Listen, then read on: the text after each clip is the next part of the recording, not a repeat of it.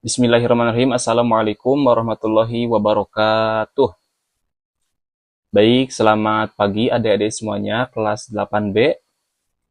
Oke, baik. Terima kasih ya telah hadir semuanya. Untuk pembelajaran kali ini, Bapak akan mengajarkan tentang sejarah kebudayaan Islam, yaitu tentang masuknya Islam ke Indonesia ya. Masuknya Islam ke Indonesia. Nah, perlu kita ketahui ya bahwa Indonesia berpenduduk Muslim terbesar di dunia ya. Bahwa Indonesia itu berpenduduk Muslim terbesar di dunia loh, ini langsung di dunia ya.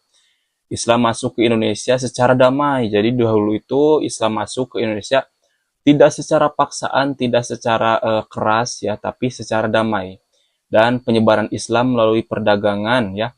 Jadi dulu itu penyebaran Islam di Indonesia itu, yang dulunya bukan Indonesia yaitu Nusantara ya, yaitu dengan jalur perdagangan dan ada juga dakwah dan juga prosesnya itu berlangsung secara bertahap gitu ya, berlangsung secara bertahap, tidak langsung tidak langsung sekaligus gitu, langsung berdakwah langsung itu, tapi bertahap terlebih dahulu ya.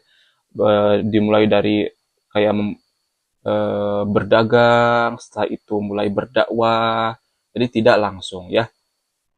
Nah, dan juga waktu masuknya Islam ke Nusantara ya, ke Indonesia itu diperkirakan sejak abad ke-7 Masehi. Soalnya untuk waktunya ini masuknya Islam ke Indonesia itu tidak ada yang tepat gitu ya. Jadi diperkirakan sejak abad ke-7 Masehi gitu ya. Dan juga berkembang pesat. Nah, mulai abad ke-13 mulailah berkembang pesat Islam di Indonesia tersebut dengan ditandai dengan berdirinya kerajaan Islam. Nah, ketika adanya kerajaan Islam, mulailah pesatlah ya Islam di Indonesia. Untuk selanjutnya yaitu ada teori-teori masuknya Islam ke Indonesia ya. Terdapat 3 teori, yaitu yang pertama teori Gujarat ya, yang kedua teori Mekah dan juga teori Persia. Nah, yang pertama yaitu teori Gujarat. Teori Gujarat ini ya, teori Gujarat ini dibawa pedagang Gujarat India ya. Jadi yang belum tahu Gujarat itu di mana sih? Gujarat itu di mana sih? Itu ada di India ya. India bagian barat. Ada di India bagian barat. India bagian barat gitu ya. Sejak abad ke-13 Masehi. Dan pada waktu itu ditandai dengan buktinya yaitu adanya batu nisan siapa? Sultan Malik As-Soleh ya. Ada itu sebagai bukti kuat bahwa pada waktu itu pada abad ke-13 gitu ya. Itu untuk teori Gujarat. Yang selanjutnya yaitu teori Mekah. Nah, teori Mekah ini dibawa langsung oleh pedagang Arab ya, oleh pedagang Arab. Jadi yang berdakwah itu ulama, cuma mereka itu berdagang gitu ya. Ulama cuma mereka itu berdagang. Jadi mereka bisa berdagang sambil berdakwah ya. Sejak abad ke-7 Masehi. Jadi tidak langsung berdakwah, tapi berdagang terlebih dahulu. Jadi sambil berdagang, mereka juga sambil berdakwah gitu ya, sambil menyelipkan akhlak-akhlak mulia mereka, menyelipkan ajaran-ajaran Islam, dan secara tidak langsung para pembeli yang berasal dari Nusantara mereka pun mulai tertarik dengan ajaran Islam seperti itu dan didukung dengan berita Cina dan pemukiman Arab ya. Nah, untuk jalur penyebaran ya, jalur penyebaran Islam itu melalui perdagangan. Jelas banget ya, perdagangan. Yang pertama itu dengan perdagangan. Yang tadi Bapak ceritakan ya. Yang kedua yaitu melalui perkawinan ya. Terkhusus mereka menikahi anak-anak dari para raja gitu ya. Anak-anak dari para raja atau cucu-cucu dari para raja. Mengapa para raja anak-anak para raja yang dinikahi. Soalnya kalau misalkan anak para raja dinikahi, otomatis para ulama tersebut bisa lebih berkuasa gitu ya, bisa lebih berkuasa dan dan me, apa, memengaruhi agama-agama selain Islam yang dulunya ada di Nusantara menjadi beragama Islam. Yang mana pada waktu dulu mayoritas agamanya tuh Hindu-Buddha ya di Nusantara itu, di Indonesia itu.